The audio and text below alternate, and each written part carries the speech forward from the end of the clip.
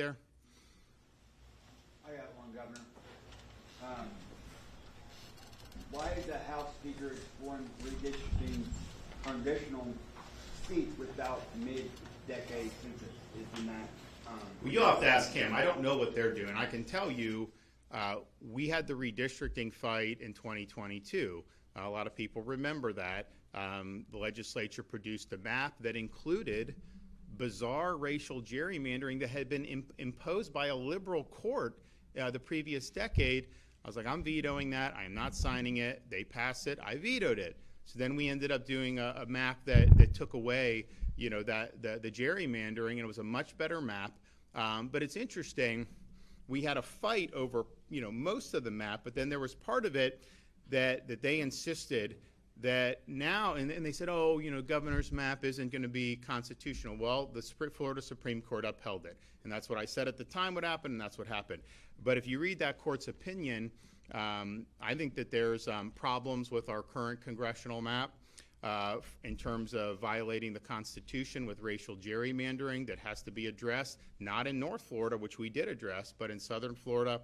And then you just have this situation where 2020 to now in Florida, there's been a sea change in demography.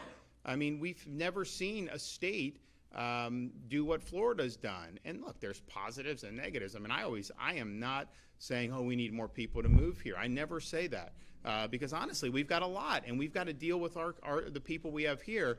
But it's a free country, and people are going to go where they think they can be successful.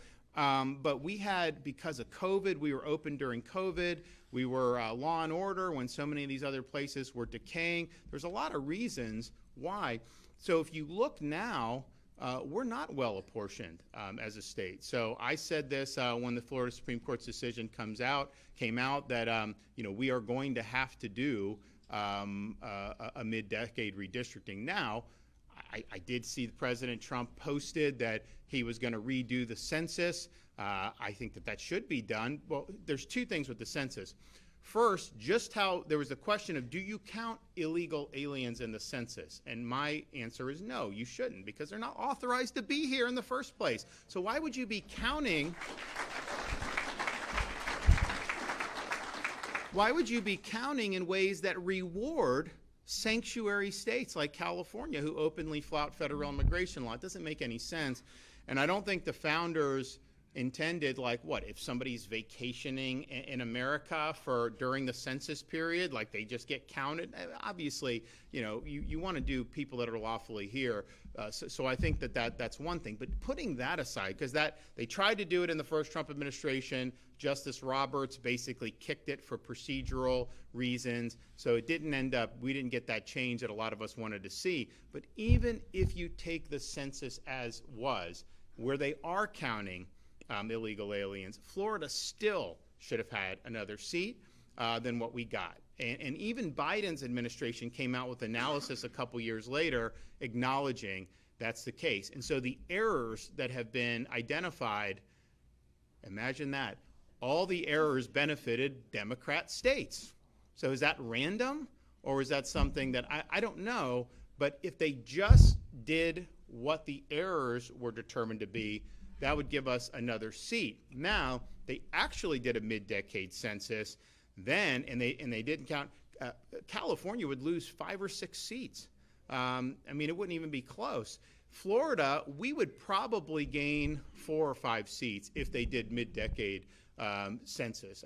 Definitely we'd gain at least 3. So if they do that, I don't know how quick they can do it. I don't know how that is.